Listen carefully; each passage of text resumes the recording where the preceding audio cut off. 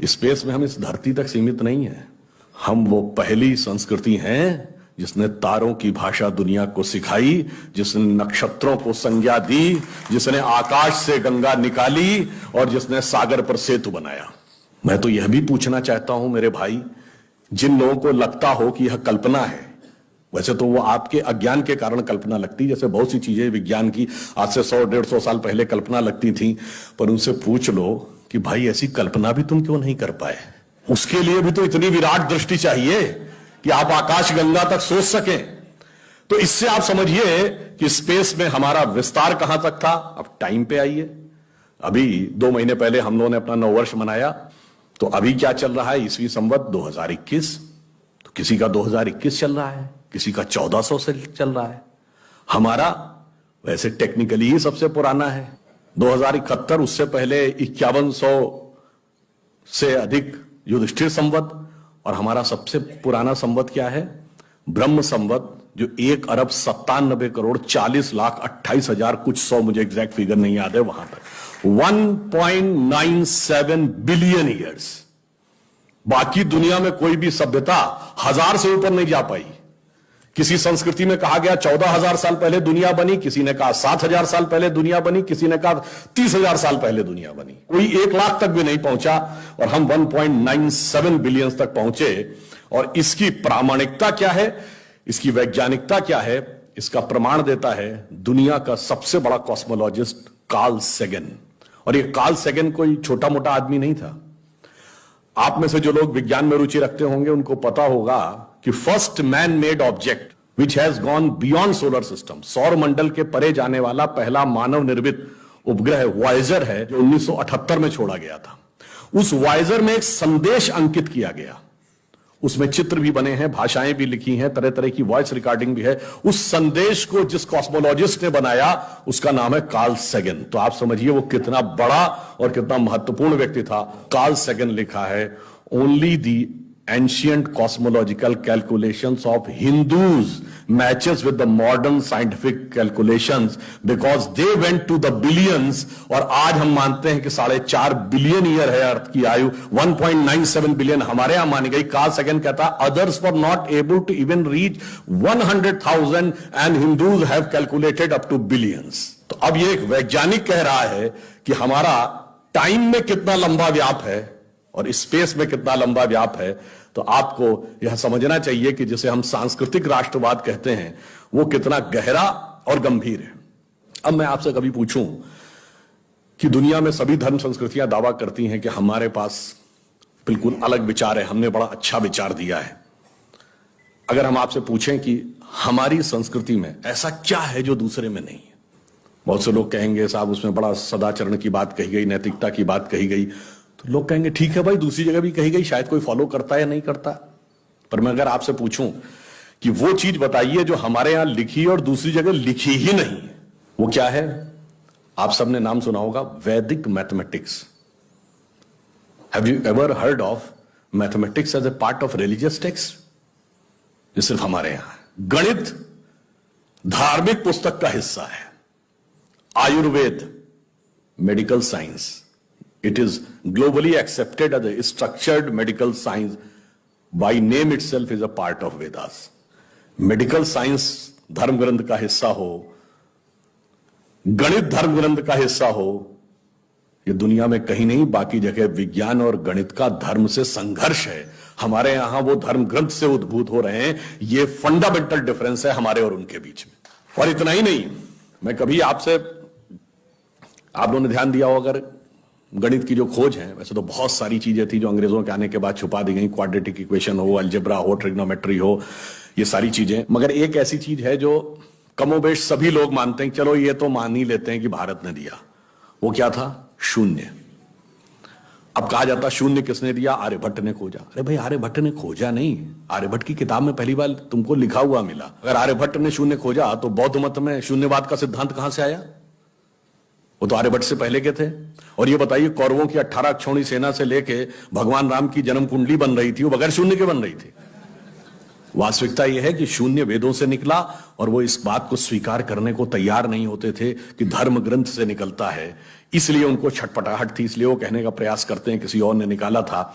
और समस्या क्या है, हमारे यहां तो भगवान राम की जो कुंडली निकली है वो जब नासा के प्लैनेटोरियम सॉफ्टवेयर में डाली गई तो 7114 समथिंग बीसी की डेट निकल आई। अब बताइए, वैसे तो मैं नहीं मानता कि वो डेट सही है, उसको उसके अंदर नक्षत्रों का कैलकुलेशन किया जाए तो बहुत पीछे आएगा, परंतु बताइए उन लोगों ने हमको समझा दिया कि हम अवैज्ञानिक हैं और हम अंधविश्वासी हैं, जिनमें किसी एक के यहां लिखा है कि धरती चपटी है और एक के में लिखा धरती के चारों तरफ सूरज घूमता है। और ऐसे महान ज्ञानदेव पाड़े लोगों ने हम लोगों को समझा दिया कि हम अनसाइंटिफिक थे और धरती को चपटी और धरती को इस सौरमंडल का केंद्र कहने वाले लोग वैज्ञानिक थे। आज भी जब सूर्य ग्रहण या चंद्र ग्रहण होता है, आप नासा की ऑब्जर्वेटरी बताती है ना, 1950 से पहले नासा नहीं था। आप जाके पूछिए, गांव में कोने में बैठे हुए किसी पंडित से कहिए, पंडित जी पंचांग में देख के बताओ सूर्य ग्रहण कब है, और जो वो हमारा पंचांग बताता है और जो नासा की ऑब्जर्वेटरी बताती है, कभी उसमें दिन तो छोड़िए घंटे और मिनट का भी अंतर देखा है? हमारा तो कैलकुलेशन 5500 साल से एज इट इज चला रहा है, और उसके बाद उन्होंने हमें बताया कि हम अवैज्ञानिक हैं। आज भी आप बताइए, उत्तर भारत में उतना नहीं दिखता, दक्षिण भारत के मंदिरों में जाइए, नवग्रह बने हैं तो सूर्य केंद्र में है कि धरती केंद्र में है? सूर्य के 7 किरणें होती हैं, 7 घोड़े सूर्य के बने कि नहीं मंदिरों में? अब बताइए, ऐसा हमारे दिमागों में भर दिया जाता है। हम सब ने, हम लोगों ने भी विज्ञान में पढ़ा कि सबसे पहले 9 ग्रहों की खोज किसने की? केपलर ने, Kepler's law of planetary motion. हम सब ने, जिसने फिजिक्स पढ़ी होगी 10वीं 11वीं 12वीं में, कभी न कभी Kepler's law of planetary motion पढ़े होंगे कि केपलर ने सबसे पहले बताया कि 9 ग्रह होते हैं। अब ये बताइए, इधर जब हम पूजा करते हैं तो पंडित जी हाथ में जल ले क्या बोलते हैं? ब्रह्मा मुरारी त्रिपुरांतकारी भानु शशि भूमि सुतो बुधश्च और गुरुश्च शुक्र शनि राहु केतु सर्वे ग्रहा शांति करो भवन्तु। अब ये 9 ग्रहों के नाम केपलर बताए थे कि पंडित जी बताए हैं, और हजारों साल से बता रहे हैं। और उसमें मजे की बात यह है कि मंगल के लिए भूमि सुत यानी भूमि का बेटा, धरती का बेटा शब्द है। या अब जाके साइंस ने यह कन्फर्म किया है कुछ समय पहले कि एक थ्योरी है कि कभी एक जमाने में बहुत बड़ा एस्टेरॉयड टकराया था कि धरती से, और धरती का एक टुकड़ा अलग हो गया था, वही टुकड़ा बाद में मंगल बन गया। और भूमि सुत हमारे यहां लिखा हुआ, मंगल के पर्यायवाची में भूमि नंदन भूमि सुत जैसे शब्द हैं। अब आप देखिए क्या वैज्ञानिकता है और कैसे उसको इसमें सम्मिलित किया गया। मैंने क्यों बताया, हमारे यहां विज्ञान और धर्म इस कदर एक मत है कि ये उनकी बुद्धि परप्लेक्स हो जाती है कि कैसे हो सकता है। अब मैं शून्य पे आता हूं, हमने शून्य खोजा, मगर महत्वपूर्ण बात है हमने शून्य क्यों खोजा, हम शून्य खोजने में सफल क्यों हुए और वो क्यों नहीं सफल हो पाए। बड़ी बड़ी दुनिया की civilisation, Chinese civilisation, Mesopotamian, Babylonian, Egypt की सिविलाइजेशन, ग्रीस की civilisation, Roman empire, Turkish empire, Inca, Maya, Aztec, कोई जीरो नहीं खोज पाया। उसका कारण यह है कि जो भी विज्ञान के विद्यार्थी हैं वो शून्य का महत्व समझते हैं। किसी संख्या को आप जितने से डिवाइड करते हैं, x डिवाइडेड बाई n, उसका रिजल्टेंट होता है। जैसे आप n की वैल्यू कम करते चले जाते हैं, रिजल्टेंट बढ़ता जाता है। यानी किसी संख्या को x/20 से x/10 का मान ज्यादा होगा, x/5 उससे ज्यादा होगा, x/4 3 2, और जब x डिवाइडेड बाई 1 होगा तो क्या होगा? x हो जाएगा। इसका मीनिंग जानते क्या है? अब मैं आपको बताता हूं ये किस ढंग से हमारे व्यवहारिक जीवन और चेतना का हिस्सा था। आप लोग कभी ये सोचिए कि आपको जीवन में क्या अच्छा लगता है और अच्छा लगना क्या है। मैं बिल्कुल साइंटिफिक एक्सप्लेनेशन की बात कर रहा हूं। Happiness is considered to be an energised state of mind. जब आप खुश होते हैं तो आप ऊर्जा महसूस करते हैं अपने मन में, मस्तिष्क में। अब आपने माना मुझे अमुक गाड़ी से घूमना अच्छा लगता है, अमुक कपड़ा पहनना अच्छा लगता है, अमुक चीज खाना अच्छा लगता है, फला मोबाइल मिल जाए अच्छा, फला जगह घूमने को मिल जाए, से 20 थिंग्स। तो your energised state of mind is associated with 20 things. वो इंटेंगल्ड हो गई है 20 जगह। अब आप अपने मन में सुख के लिए उन 20 वस्तुओं पे आश्रित हैं, तो x डिवाइडेड बाई 20 है। अब मान लीजिए आपने आत्म संयम किया और 5 चीजों से अपना मन हटा लिया, तो x डिवाइडेड बाई 15 हो गया, नेट रिजल्टेंट बढ़ गया। क्यों? वो ऊर्जा जो उन 5 पदार्थों के साथ संलिप्त थी वो आपने बचा ली, तो वो आपके अंदर रह गई, तो by law of conservation of energy आपका एनर्जी लेवल बढ़ गया। जब आप x/10 पे आ गए, एनर्जी लेवल और बढ़ गया, और संयम किया 5 चीजों पे आ गए, एनर्जी लेवल और बढ़ गया। अब इसके आगे की यात्रा जो 5 चीजें हैं, उसके आगे की यात्रा x/5 के ऊपर की यात्रा थोड़ी कठिन चुनौतीपूर्ण है। ये सिर्फ सन्यासी कर पाते हो। 5 चीजें क्या हैं? भोजन, वस्त्र, आवास, श्वास और ईगो, अस्तित्व। तो सबसे पहले क्या छोड़ते हैं? आवास। कहते हैं ना कि करतुल भिक्षा तरतुल वास। अब सन्यासी का कोई घर नहीं होता, तो x/4 हो गया, independent of house, no need. फिर क्या आता है? वस्त्र छोड़ते हैं, नागा साधु या दिगंबर जैन। अब चेतना उस अवस्था तक पहुंच गई जहां दिशा ही आपको अपना वस्त्र नजर आने लगती है, x/3 हो गया।